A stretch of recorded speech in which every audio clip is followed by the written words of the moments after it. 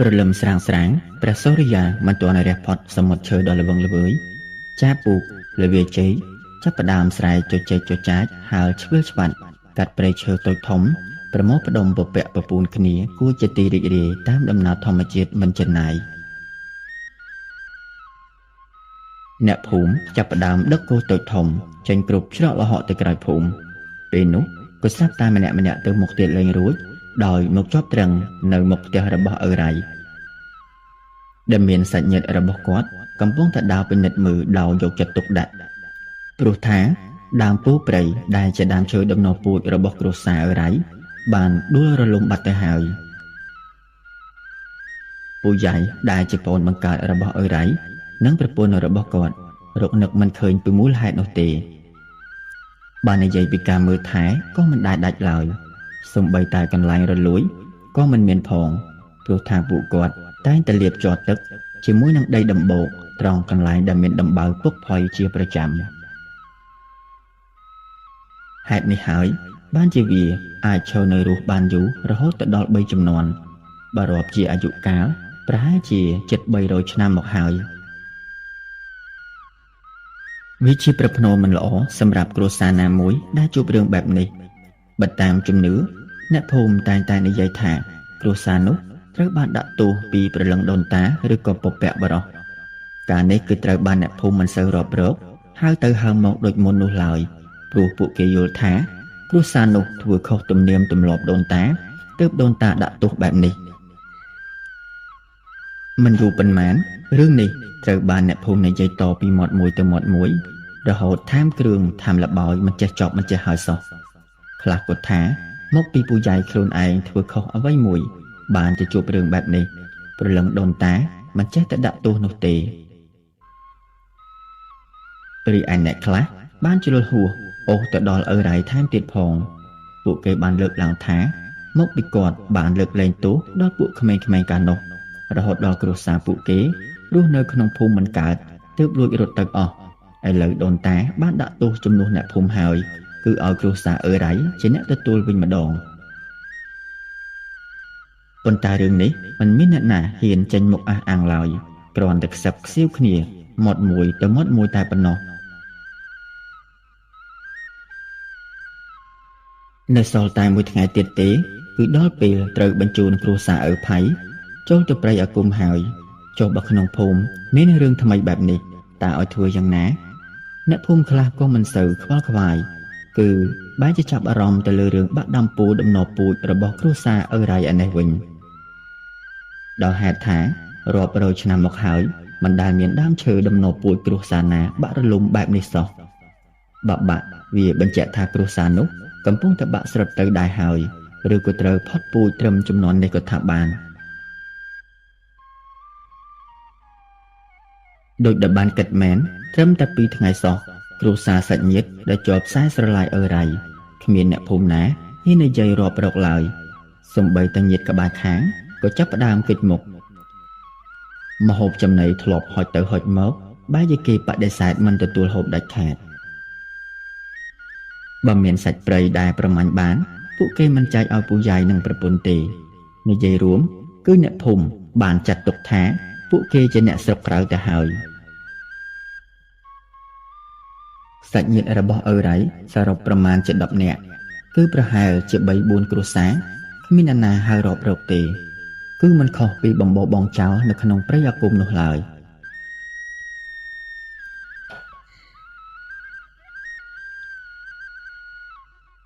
ចំពោះរឿងដែលត្រូវបញ្ជូនពូខននិងសាច់ញាតិដែលបានសម្លាប់កូនដំរីកាលពីថ្ងៃមុនទៅព្រៃអាគមក៏មិនមានអ្នកណាអើពើព្រោះពួកគេយល់ថាពូខនមិនបានខុសអ្នកដែលខុសគឺឪរ៉ៃទេទើបគ្រួសារសាច់ញាតិរបស់គាត់ជួបរឿងបែបនោះពូយ៉ៃនិងសាច់ញាតិដទៃរស់នៅក្នុងភូមិគ្មានអ្នកនិយាយរាប់រកពួកគេបានទៅសុំយោបល់ពីឪរ៉ៃថាចង់ចាក់ចេញពីភូមិទៅនៅស្រុកឆ្ងាយព្រោះថាបើនៅភូមិដូចជាគ្មានភូមិដដែលដោយមិនចង់ឲ្យគេស្អប់ដោយទាំងឪរ៉ៃទៀតពេលនោះឪរ៉ៃគាត់មិនព្រមឡើយបើប្រលឹងដូនតាដាក់ទោសព្រោះកាត់ក្តីខុសការនោះមែនឪរ៉ៃអានេះទេដែលជាអ្នកទទួលម្នាក់ឯងមិនពាក់ព័ន្ធអីនឹងអ្នកផ្សេងដាច់ខាត ឪរ៉ៃក៏ផ្ដល់យោបល់ឲ្យប្អូនអត់ធ្មត់រស់នៅភូមិបន្តទៀតព្រោះពេលវេលាអាចកំណត់បានថាអ្នកណាខុសអ្នកណាត្រូវដោយតាំងពីដើមឡើយគ្មានគ្រួសារណាមានទោសក៏ព្រោះតែដើមឈើដំណពូជងាប់ដួលរលំទេយ៉ាងច្រើនណាស់ដាក់ដំថ្មីទៅ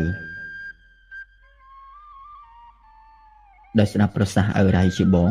សាច់ញាតិទាំងអស់ក៏ព្រមមិនចាញ់ទៅណាទេប៉ុន្តែត្រូវទ្រាំរស់នៅដោយទើសទាបបំផុតព្រោះរងសម្ពាធពីអ្នកភូមិជាច្រើនស្ថានភាពអាប់អួររបស់គ្រួសារឪរ៉ៃនិងឪផៃក៏កន្លងផុតទៅបន្តិចម្ដងជិត1ខែពូខននិងសាច់ញាតិអ្នកភូមិក៏ចាប់ផ្ដើមរាប់រកហុចទៅហុចមកនិងចែកសាច់សត្វឲ្យហូបដូចពីមុនផ្លែកអីតែពូយ៉ៃនិងសាច់ញាតិដទៃត្រូវអ្នកភូមិបោះបង់ចោលដដែលនិងមានអ្នកខ្លះចង់ដេញពួកគាត់ចេញពីភូមិឲ្យផុតតែម្ដង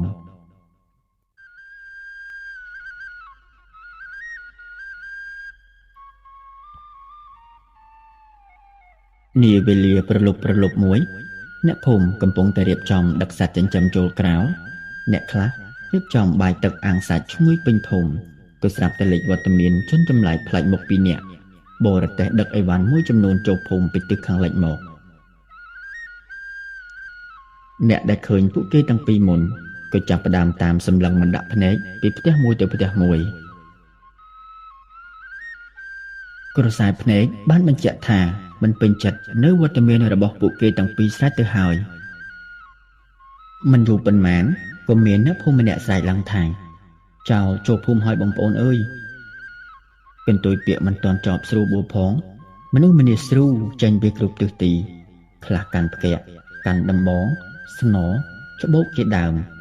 មកចាំរំពាត់រទេះគូធ្វើឲ្យពួកវាផ្អើលសឹងតែរត់ចោលម្ចាស់បរិសម្នាក់ដែលមានវ័យប្រមាណជា30ឆ្នាំដែលកាន់ខ្សែគូជាប់មិនហ៊ានលែងនិយាយឡើងទាំងញ័រមាត់ថាខ្ញុំមិនមែនជាចៅទេពុកម៉ែបងប្អូនខ្ញុំនិងមិត្តភក្តិម្នាក់នេះជាឈ្មួញលក់ដូរទេតានេះចាន់និយាយព្រមជាមួយចង្អុលបង្ហាញទៅអីវ៉ាន់ជាច្រើននៅលើរទេះមានតាំងពីដែកកម្រ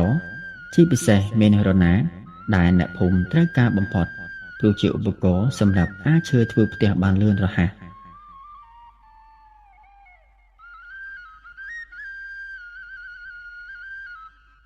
នេះជុកនិយាយតភ្លាម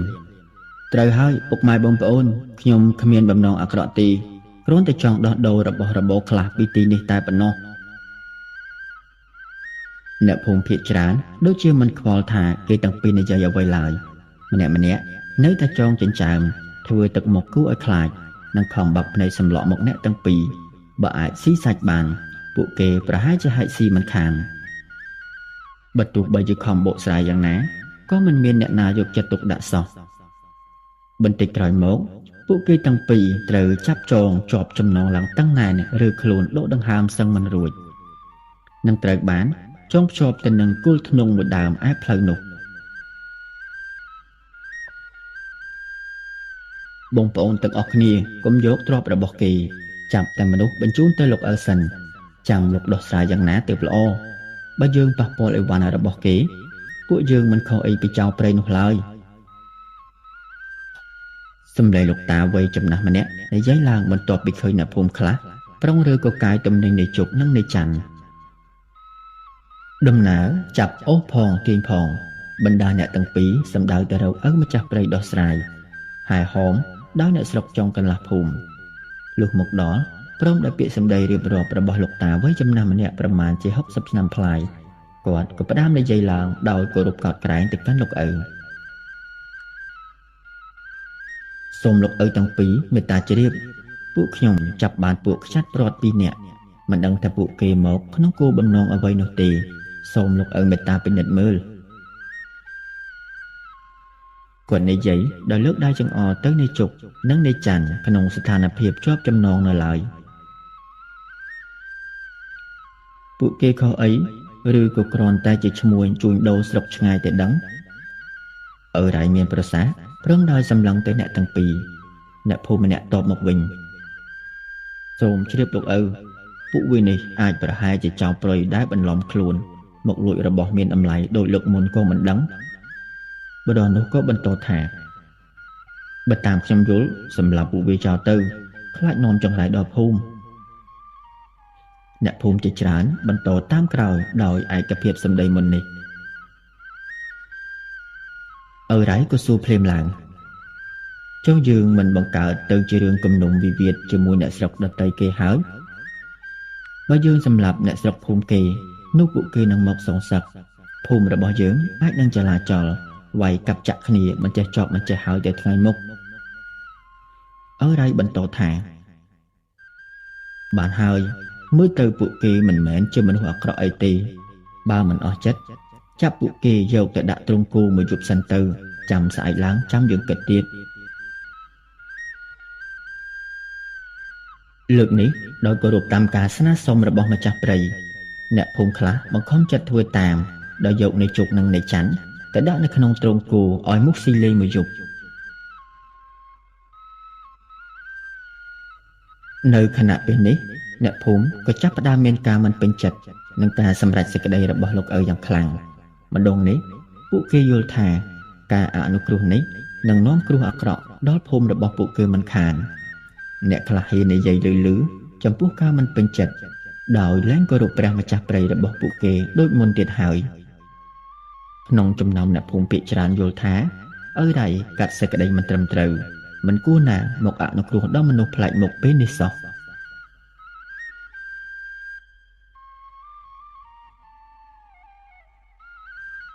បន្ទាប់ពីដេកក្នុងទ្រង់គោរបស់អ្នកភូមិមួយយប់ព្រលឹមស្រាងៗមិនទាន់ច្បាស់ក៏ស្រាប់តែមនុស្សម្នាក្នុងភូមិផ្អើលឈូឆរស្រែកឆោឡោដូចជាមានហេតុភេទអ្វីមួយមិនល្អកើតឡើងក្នុងភូមិអញ្ចឹងនៃជុកនិងនៃច័ន្ទគ្មានកម្លាំងសូម្បីតែក្រោកអង្គុយព្រោះត្រូវអត់បាយមួយយប់ហើយត្រូវតស៊ូជាមួយមូសខ្លារាប់រយក្បាលទៀតផងពួកគេទាំងពីរក្រោកអង្គុយសាងម៉ៅមើលឆ្វេងមើលស្ដាំព្រោះឃើញអ្នកភូមិកំពុងតែចលាចលបន្តិចក្រោយមកក៏មានអ៊ំវ័យចំណាស់ម្នាក់ស្រែកបញ្ជាទៅអ្នកផ្សេងថាចាប់ចូលទៅអូសពួកគេទាំងពីរមកពីពួកវានេះហើយទើបភូមិយើងជួបរឿងបែបនេះនៃជុកនិងនៃច័ន្ទមើលមុខគ្នាទៅមកធ្វើភ្នែកស្លើព្រោះមិនយល់ថាពួកគេបានធ្វើរឿងអ្វីនោះឡើយភ្លាមនោះដែរអ្នកភូមិបានចាប់ចងអូសពួកគេចេញពីទ្រង់គោសម្ដៅទៅរកព្រះម្ចាស់ព្រៃព្រមជាមួយដោយរបស់ចម្លែកអ្វីមួយដែលសែងដោយអ្នកភូមិ4នាក់និងគ្របពីលើដោយក្រណាត់ពណ៌សបើទោះបីជាមិនប្រាប់ក៏ពួកគេប្រហែលជាដឹងថានេះជាសាកសពរបស់អ្នកណាម្នាក់ហើយលុះពេលមកដល់មុខផ្ទះម្ចាស់ភូមិពួកគេបានស្រែកឲ្យដេញអ្នកផ្លាច់មុខទាំងពីរនេះចេញជាបន្ទាន់ហើយមានអ្នកខ្លះទៀតក៏ដូចជាចង់ទាមទារឲ្យឪរ៉ៃចុះចេញពីភូមិទៀតផងព្រោះពួកគេយល់ថាមកពីឪរ៉ៃធ្វើការមិនយុត្តិធម៌ទើបបណ្ដាលឲ្យមានមនុស្សស្លាប់បែបនេះគូបញ្ជាក់ផងដែរថានេះជាលើកទី1ហើយដែលអ្នកភូមិកើតចិត្តខឹងសម្បាដល់ព្រះម្ចាស់ព្រៃដែលពួកគេគោរពកន្លងមកពេលនោះឪសានចេញមុខរារាំងជំនួសឪរ៉ៃនិងលើកដៃហាមអ្នកភូមិកុំឲ្យធ្វើអ្វីផ្ដេសផ្ដាសមិនសមហេតុផលណែអ្នកទាំងអស់គ្នា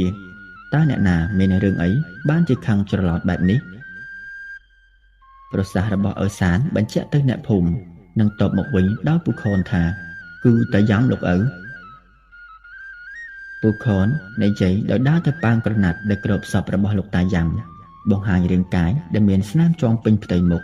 ក៏ដូចជានៅដងខ្លួនផងដែរហើយពូខនក៏បន្តទៀតថាតាយ៉ាំគាត់ស្លូតណាស់ក្នុងភូមិអ្នកណាក៏ដឹងដែរគាត់គ្រាន់តែចូលចិត្តផឹកស្រា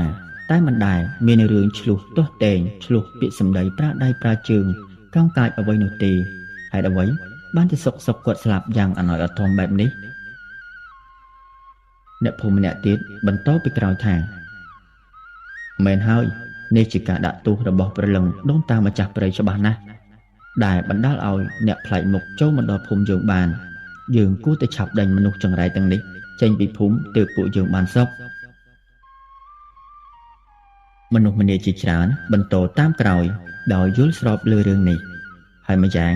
ពួកគេបានសម្ដៅទៅលើរឿងបាក់ដាំឈើដំណពូជរបស់គ្រួសារឪរ៉ៃផងដែរហើយក៏មានរឿងជាបន្តបែបនេះទៀតទើបធ្វើឲ្យអ្នកភូមិ ចង់ដេញឪរ៉ៃនិងគ្រួសារចេញពីភូមិភ្លាម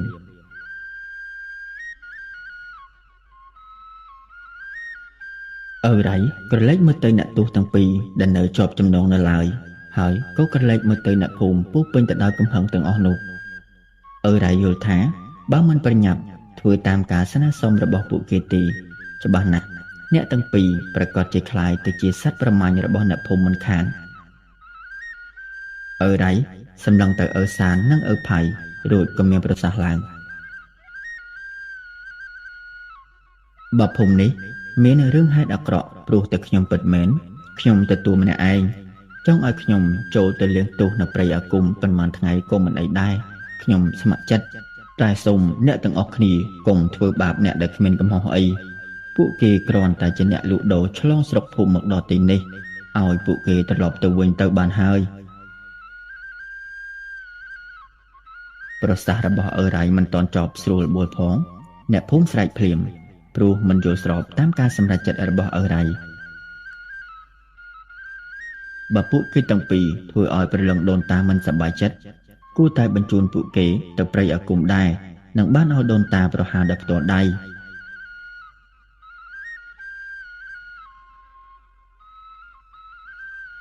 ការជជែកវែកញែកនិយាយគ្នាអស់ចិត្តមួយកំណាត់ព្រឹកទៅហើយចំណែកនៃជុកនិងនៃច័ន្ទក៏នៅតែមិនយល់ទេថាពួកគេខុសអីដោយគ្រាន់តែចូលមកលក់ដូរនៅក្នុងភូមិសោះក៏ខ្លាចទៅជាអ្នកទោសបានដែរពួកគេមិនស្មានថាពាក្យចចាមអារាមដែលគេនិយាយតគ្នាអំពីប្រពៃណីចម្លែករបស់អ្នកភូមិសាឌីវគឺជារឿងពិតសោះតើតែមកជួបផ្ទាល់បែបនេះទើបភ្លឺភ្នែកម្ដងពីដំបូងអ្នកភូមិក៏ធ្លាប់ហាម5ប្រាប់ដែរថាកុំឲ្យចូលមកដល់ទីនេះអីព្រោះអាចនឹងស្លាប់ដោយមិនមានមូលហេតុក៏ថាបានតែពេលនេះបើទោះបីជាចង់បកក្រោយក៏មិនអាចទៅរួចដែរព្រោះថាជ្រោះមរណៈកំពុងតែចាំពួកគេនៅខាងមុខនេះឯង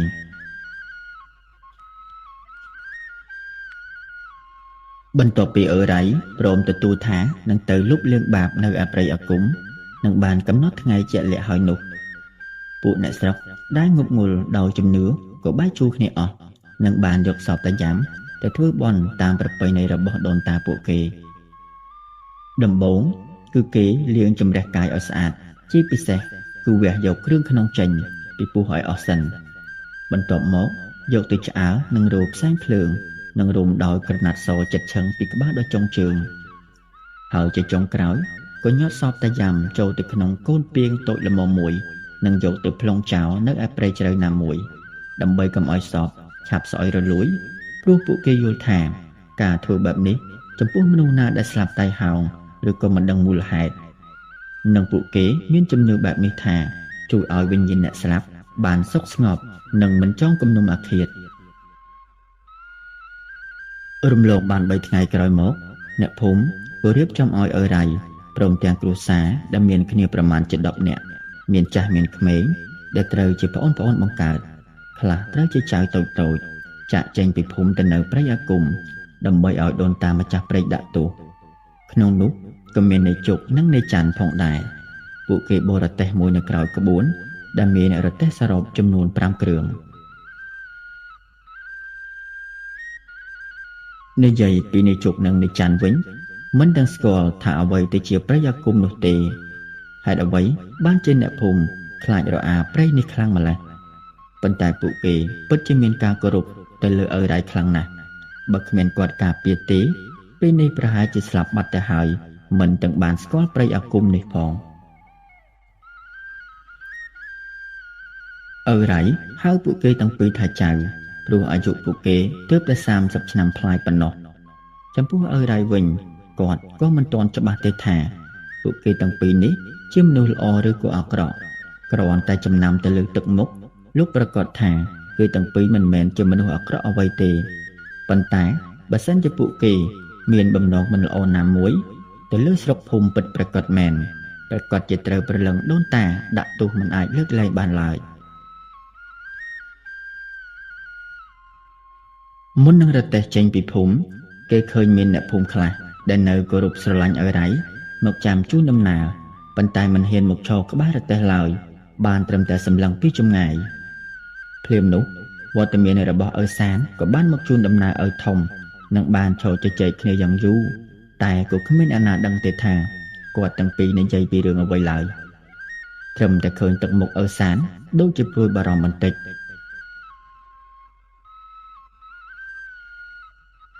បន្ទាប់ពីរៀបចំស្រេចបាច់ឪសានបានត្រឡប់មកភូមិវិញព្រោះក្នុងភូមិត្រូវតែងតាំងឪសានជាធំបន្ទាប់ពីអវត្តមានរបស់ឪរ៉ៃប៉ុន្តែឪសានបែរជាបដិសេធមិនព្រមទទួលនិងចង់ឲ្យឪផៃជាអ្នកបន្តវេនចុះព្រោះឪផៃដូចជាមានវិជ្ជាជ្រៅជ្រះជាងហើយមើលទៅអ្នកភូមិទៀតសោតភាគច្រើនក៏គាំទ្រឲ្យឪផៃបន្តវេនដែរគ្រាន់តែខុសច្បាប់ដូនតាបន្តិចនិងមិនត្រូវតាមឋានានុក្រមរបស់ពួកគេទើបពួកគេពិបាកក្នុងការសម្រេចចិត្តឪសានមានប្រសាសន៍ថាសូមបងប្អូនធ្វើតាមចិត្តចុះចំពោះខ្ញុំមិនស័ក្តិសមជាម្ចាស់ភូមិធំទេឪផៃមានសមត្ថភាពជាងខ្ញុំឆ្ងាយណាស់គាត់អាចចេះសត្រាធម៌បាលីអាគមការពារខ្លួនច្រើនសន្ធឹកសូមបន្តវេននេះដល់គាត់ចុះខ្ញុំមិនអាចទទួលយកបានទេចំពោះឪផៃវិញព្យាយាមបដិសេធណាស់ដែរតែបើគាត់មិនទទួលនោះទេនឹងត្រូវធ្វើពិធីតែងតាំងថ្មីគឺត្រូវចំណាយពេលដល់រាប់ខែទើបស្វែងរកម្ចាស់ភូមិធំបានហើយម្យ៉ាងនៅក្នុងគណៈពេលនេះក៏មិនមានអ្នកភូមិណាម្នាក់ចង់ក្លាយទៅជាម្ចាស់ភូមិធំនោះទេ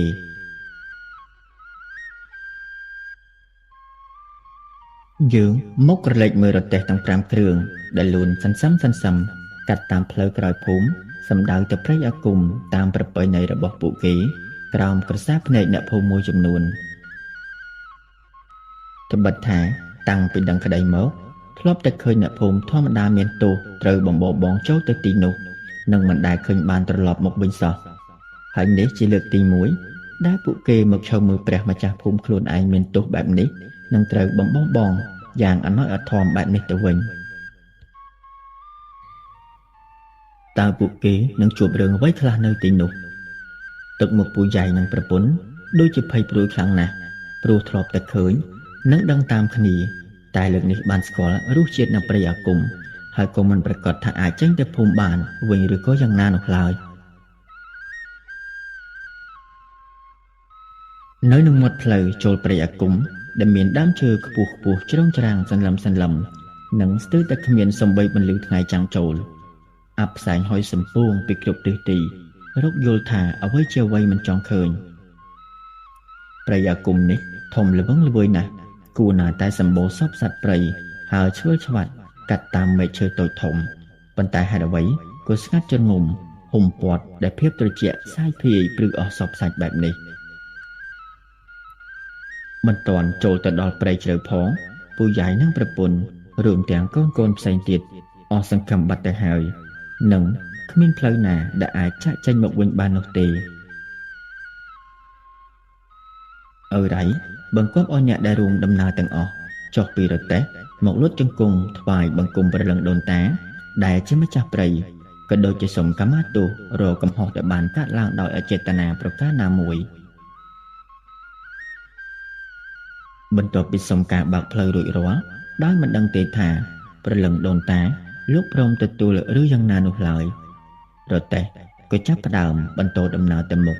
រហូតចូលទៅដល់កណ្ដាប់ព្រៃដែលមានកូនខ្ទមតូចបាក់បែកនៅសេសសល់ជាបំណែកបន្តិចបន្តួចប៉ុណ្ណោះមួយបើតាមការចំណាំរបស់ឪរ៉ៃទីនេះពីមុនជាកន្លែងសម្រាប់ថ្វាយសំណែនដល់ម្ចាស់ព្រៃប៉ុន្តែ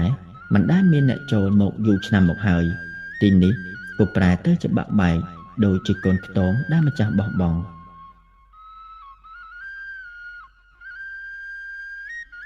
នៅជិតទីនោះប្រមាណជា50ហត្ថឃើញមានទីទួលមួយមានសន្តានដូចជាដំបូកនិងមានកូនព្រៃតូចដុះព័ទ្ធអមដោយវល្លិតោងជុំចិត្តលុះហួសទីនោះបន្តិចក៏មកដល់ក្រោមដើមស្ពងមួយដើមខ្ពស់សន្លឹមដែលមានឫសជ្រៅដុះតោងធ្លាក់អន្តាយសឹងនឹងដល់ដីសត្វក្អែកដែលសង្ងំដេកខាងលើផ្អើលហើយឈុលព្រោះតែមានវត្តមានរបស់មនុស្សចម្លែកចូលមកដល់សម្បុកពួកវាផ្លូវដែលឪរ៉ៃធ្លាប់ស្គាល់កាលពីក្មេងៗគ្មានទៀតឡើយទីនោះបានផ្លាស់ប្ដូរទាំងស្រុង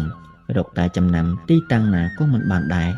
ហើយម្យ៉ាងទៀតគ្មានអ្នកណាម្នាក់ដឹងផ្លូវទេព្រោះព្រៃអាគមមិនមែនមនុស្សគ្រប់គ្នាចង់ចូលក៏ចូលបានឡើយក្នុងចំណោមមនុស្សទាំងអស់មានតែឪរ៉ៃម្នាក់គត់ដែលធ្លាប់បានចូលហើយក៏ត្រូវអ្នកភូមិជ្រើសរើសតាំងជាម្ចាស់ភូមិតាំងពីក្មេងមកម្ល៉េះដោយសារតែអាចចេញពីព្រៃនេះវិញបានដោយគ្មានបញ្ហាអ្វីកើតឡើង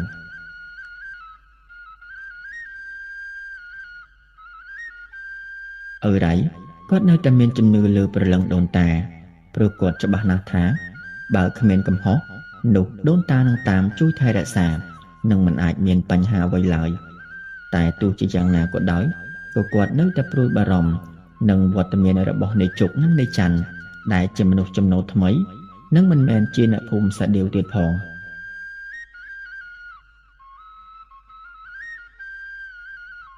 បន្តិចក្រោយមកគឺស្រាប់តែខ្យល់បក់បោកមកខ្លាំងភ្លាមលាយឡំដោយគ្រាប់ភ្លៀងតូចៗមកជាមួយផ្ទៃមេឃដែលស្រឡះមុននេះក៏ប្រែប្រួលមួយរំពេចគោក៏ចាប់ផ្ដើមផ្អើលជ្រួលច្របល់ធ្វើឲ្យម្នាក់ទាញខ្សែមិនចង់ជាប់ឪរ៉ៃក៏ចាប់តាំងភ្នែនលើរទេះនិងស្រែកប្រាប់ឲ្យគ្រប់គ្នាតាំងស្មារតីឲ្យមាំកុំមានការភ័យព្រួយឪរ៉ៃបិទភ្នែកស្មឹងស្មាតមួយស្របក់ក្នុងស្ថានភាពខ្យល់មិនថមថយសោះប្រមាណជាមួយបារីក្រោយពីការសមាធិរបស់ឪរ៉ៃខ្យល់ក៏ស្រាក់ស្រានទៅវិញបន្តិចផ្ទៃមេឃក៏ប្រែជាមានពន្លឺខ្លះមកវិញឪរ៉ៃក៏មានប្រសាសន៍ទៅពូយ៉ៃថាតោះអាយ៉ៃទៅមុខត្រង់បន្តិចមានកន្លែងសម្រាប់ហើយពូយ៉ៃមិនបានតបតនោះទេដោយគ្រាន់តែបរទេះទៅមុខតាមការបង្គាប់បញ្ជារបស់ឪរ៉ៃប៉ុណ្ណោះរទេះក៏មកដល់ក្បែរនឹងដើមពូព្រៃមួយយ៉ាងធំបែកមេឃសាខាស្រឡះចាស់ព្រោះគ្មានវល្លិសំបីមួយសរសៃតោងឡើងដោយសារតែដើមពូព្រៃជាដើមដំណោះពូជរបស់គ្រួសារឪរ៉ៃទើបគាត់ជ្រើសរើសទីនោះជាទីតាំងសម្រាប់តែម្ដងនេះក៏ព្រោះតែការនាំផ្លូវរបស់ព្រលឹងដូនតាមុននេះតាមការស្មឹងស្មាតមួយស្របក់របស់ឪរ៉ៃការពិតសន្តិខ្យល់បក់បន្តិចបន្តួចលើកមុនគឺគ្រាន់តែជាការស្វាគមន៍ដំណើររបស់ឪរ៉ៃអំពីសំណាក់ព្រលឹងដូនតាព្រៃប៉ុណ្ណោះឯងមិនមែនថា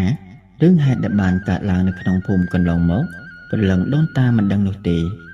គឺគ្រាន់តែដល់ពេលវេលាមួយដែលគ្រោះកាចរបស់ភូមិត្រូវឆ្លងកាត់ដោយជៀសមិនរួចតាមការទំនាក់ទំនងរវាងឪរ៉ៃនិងព្រលឹងដូនតាគាត់ដឹងថានៃជុកនៃច័ន្ទដែលតាមមកជាមួយមិនមែនជាមនុស្សអាក្រក់ដែលត្រូវមកទទួលទោសនោះទេប៉ុន្តែទោះជាយ៉ាងណាក៏ត្រូវរងចាំដល់ពេលកំណត់7ថ្ងៃសិនទើបអាចចេញពីព្រៃវិញបានឪរ៉ៃក៏ប្រាប់ឲ្យអ្នកទាំងអស់គ្នាកាប់ឆ្ការព្រៃក្រោមដើមពោធិ៍និងយកទីនោះជាកន្លែងសម្រាកតែម្ដងគាត់ក៏បានដើរភេរវនាជុំវិញដើមពោធិ៍3ជុំនិងបានប្រើវិជ្ជាអាគមសូចងទីនោះដោយសីមាផ្សេងត្រឹមតែក្រោមដើមពោធិ៍ប៉ុណ្ណោះឯងហើយទើបប្រាប់ទៅអ្នកគ្រប់គ្នាថាពេលយប់ព្រលប់ហាមចេញពីក្រោមដើមពោធិ៍នេះដាច់ខាតតាមមើលបើទោះបីជាឪរ៉ៃមិនហាមប្រាមក៏គ្មានអ្នកណាហ៊ានដើរប្រេះប្រដាស់នោះឡើយព្រោះមិនហ៊ានសូម្បីតែគិតផងថាខ្លួនអាចនឹងមានជីវិតចេញផុតពីព្រៃនេះទៅវិញចំណែកឪរ៉ៃដឹងក្នុងចិត្តច្បាស់ថាព្រលឹងដូនតាទទួលថែរក្សាក្នុងព្រៃនេះហើយព្រោះពួកគាត់ពិតជាគ្មានកំហុសអ្វីមែនប៉ុន្តែចេះតែព្រួយបារម្ភចម្លែកក្នុងចិត្តតែបិទអាចមានហេតុការណ៍ណាមួយដែលគាត់គិតមិនដល់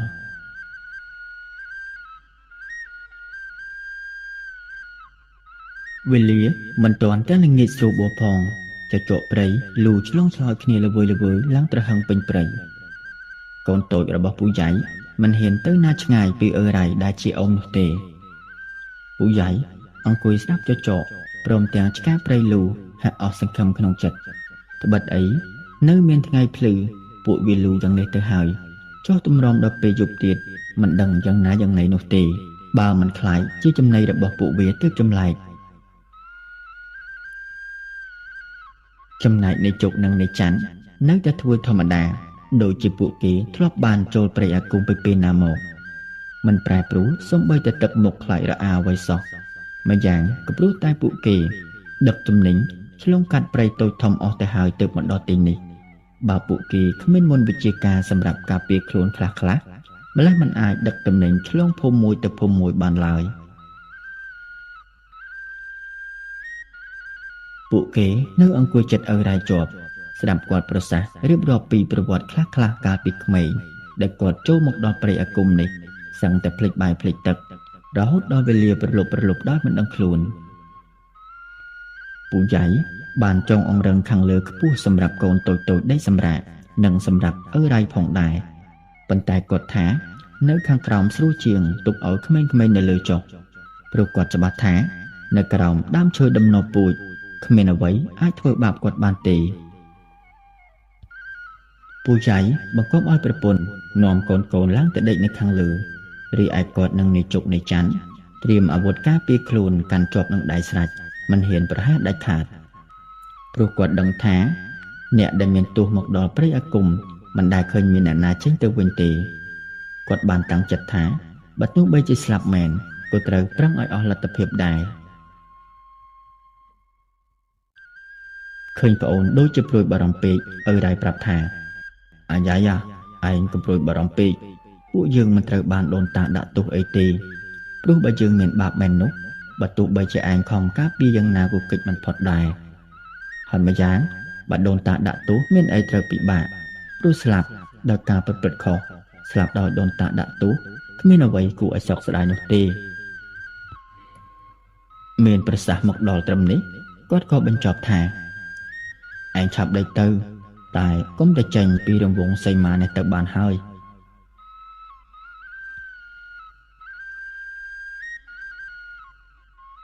កូនភ្នក់ភ្លើងដែលដុតបង្ហើយដេញមុខក៏ដូចជាបានកម្ដៅផងនោះក៏រលត់អស់ទៅហើយនាវេលាពាក់កណ្ដាលអាធ្រាត្រដោយការធ្វើដំណើរស្ទើរពេញមួយថ្ងៃគ្រប់គ្នាកំពុងតែសម្រាកយ៉ាងស្កប់ស្កល់ពេលនោះក៏ស្រាប់តែឮសំឡេងក្មេងៗប្រឡែងគ្នាលេងយ៉ាងសប្បាយសើចក្អាកក្អាយរត់ដេញគ្នាទៅមកដែលនៅមិនឆ្ងាយប៉ុន្មានពីក្រោមដើមពោធិ៍ព្រៃភ្លាមនោះនាយជុកខំផ្ទៀងស្ដាប់និងយកដៃទៅកេះនាយច័ន្ទហើយនិយាយខ្សឹបបំណងឲ្យជួយពិនិត្យមើលតើមានក្មេងមកពីណានៅកណ្ដាលព្រៃស្ងាត់យប់ថ្មនេះទៅហើយនោះពួកគេទាំងពីរខំសម្លឹងចាក់ភ្នែកទៅតាមទិសដៅដែលងងឹតស្លុបនិងឮតែសំឡេងដែលមានស្រមោលស្ទង់មិនប្រកាសថាជាក្មេងមកពីណាឡើយបើជាកូនរបស់ពូយ៉ៃដូចជាមិនសមទេពួកវាកំពុងតែដេកនៅខាងលើឯណោះមិនទាន់ទាំងបានធ្វើអ្វីផងក៏ស្រាប់តែសំឡេងរបស់ពូយ៉ៃស្រែកហៅភ្លាមឡើងទំនងដូចជាហៅអាទុយនិងអាតយដែលជាកូនបន្ទាប់ពីស្រែកហៅគ្មានការឆ្លើយតបពូយ៉ៃក្រោកដើរសន្សឹមសំដៅទៅរកក្មេងៗទាំងនោះរៀបនឹងចេញផុតពីក្រោមដើមពូក៏ស្រាប់តែមានដៃមួយមកចាប់ពូយ៉ៃជាប់ឈប់សិនអ៊ំអាទុយនិងអាតយដេកនៅលើតាកុំចេញទៅអីពូយ៉ៃបែរមកមើលមុខនៃច័ន្ទដោយមិនអស់ចិត្តខ្ញុំដឹងតើក្មួយតែចង់ឲ្យច្បាស់ថាពួកវានោះជាស្អីបើខ្មោចឲ្យច្បាស់ថាខ្មោចមនុស្សឲ្យច្បាស់ថាមនុស្សចំណែកនៃជុកទំនងយល់ស្របនឹងការលើកឡើងរបស់ពូយ៉ៃរំពេចនោះពួកគេបានដើរយឺតសម្ដៅទៅរកក្មេងៗដែលរត់ដេញគ្នាលេងសប្បាយនៅឡើយលុះពេលមកដល់ចិត្តស្រាប់តែម្នាក់ស្រឡាំងកាំងត្បិតអីនៅចំពោះមុខគឺអាតយហើយនិងអាទុយពិតមែនពេលនោះពូយ៉ៃក៏ស្រែកហៅអាទុយអាតយឯងមកលេងអីនៅទីនេះវិញយប់ថ្មនេះទៅហើយនឹងតោះទៅដេកគ្រាន់តែឮសំឡេងហៅក្មេងៗបញ្ឈប់សកម្មភាពឈរត្រឹងមួយកន្លែងដោយអោនមុខចុះបានបន្តិចក្រោយមកពួកគេងើបមុខឡើងសម្លឹងមកពូយ៉ៃបង្ហាញកៅភ្នែកមួយគូក្រហមច្រាលហើយក៏ស្ទុះរត់សម្ដៅមកអ្នកទាំង3និងបានហក់ធាក់ពូយ៉ៃមួយជើងដួល3-4ត្រឡប់ងើបសឹងតែមិនរួចនាយច័ន្ទឃើញសភាពបែបមិនសូវស្រួលគេក៏ទាញផ្កាក់សង្វាហក់កាប់ទៅក្មេងៗនោះវិញភ្លាមតែបានត្រូវតែខ្យល់ចង់ឆ្លោះចង្កេះខ្លួនឯងពួកវានោះគេចលឿនរហ័សណាស់ ធ្វើឲ្យអ្នកទាំង3ប្រញាប់ថយក្រោយមកកាន់ដើមពោធិ៍វិញភ្លាមនោះដែរឪរ៉ៃក៏បានស្រែកប្រាប់ឲ្យអ្នកទាំង3ប្រញាប់ថយក្រោយភ្លាមគំនៅតូចតាំងជាមួយពួកវានោះពេលនេះឪរ៉ៃនៅតែមិនយល់ថាហេតុអ្វីព្រលឹងដូនតានៅតែចង់សម្លាប់ពួកយើងដែលមិនមានកំហុសបែបនេះទៅវិញពួកព្រាយម្រែងកងវេលអស់នោះគឺប្រហែលជាការបញ្ជូនមកដោយដូនតាមិនខានបន្ទាប់ពីអ្នកទាំង3ចូលដល់កន្លែងសុវត្ថិភាពឪរ៉ៃក៏ចាប់ផ្ដើមសូត្រគាថាជាច្រើនដែលបំណងចង់ទំនាក់ទំនងតាមផ្លូវងងឹតជាមួយដូនតាប៉ុន្តែវាហាក់ដូចជាគ្មានការឆ្លើយតបណាមួយឲ្យដឹងមកវិញសោះគួរបញ្ជាក់ផងដែរថារាល់គ្រប់មេកន្ទ្រាញទាំងអស់សុទ្ធតែអាចប្រើអាគមផ្លូវងងឹតឬក៏អាចថាជាញៀនដឹងរឿងខ្លះៗណាមួយជាមួយខ្មោចព្រាយដែលអ្នកស្រុកតែងតែហៅថាព្រលឹងដូនតានោះឯង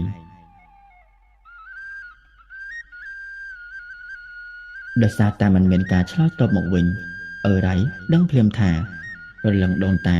ត្រូវបានអាណាម្នាក់ចងអធិននិងជាប់ចំណងព្រះឧបគុតបាត់ទៅហើយចំណងព្រះឧបគុតមិនដែលមានអ្នកណាប្រើក្រៅពីម្ចាស់ភូមិនោះឡើយបើឪរ៉ៃមិនបានចាប់ចងទេមានតែឪទាំងពីរផ្សេងទៀតដែលនៅភូមិជាអ្នកចងហើយហេតុអ្វី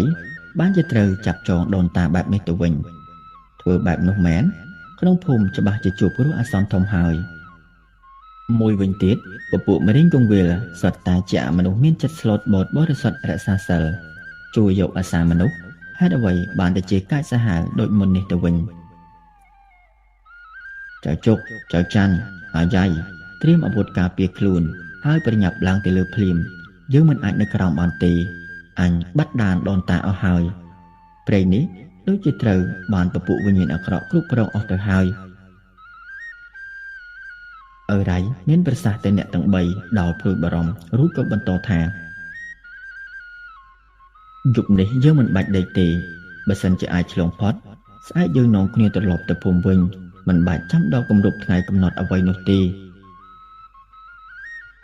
ស្ដាប់ប្រសាសន៍របស់ឪរ៉ៃហាក់ដូចជាមានរឿងអ្វីកើតឡើងអាក្រក់ជាងនេះបូករួមទាំងទឹកមុខដ៏ព្រួយបារម្ភរបស់ឪរ៉ៃដែលពូយ៉ៃមិនដែលបានឃើញពីមុនមកគាត់ចាប់ផ្ដើមភ័យបកពោះបណ្ដាបាត់ទៅហើយពេលនេះបានជាគាត់យល់ថាហេតុអ្វីព្រៃអាគមគួរឲ្យខ្លាចបែបនេះអាចរាប់ថាជាសំណាងបន្តិចដែរព្រោះមានឪរ៉ៃមកជាមួយបើពូយ៉ៃត្រូវមកនៅទីនេះជាមួយប្រពន្ធកូនវិញគឺចប់បាត់ទៅហើយ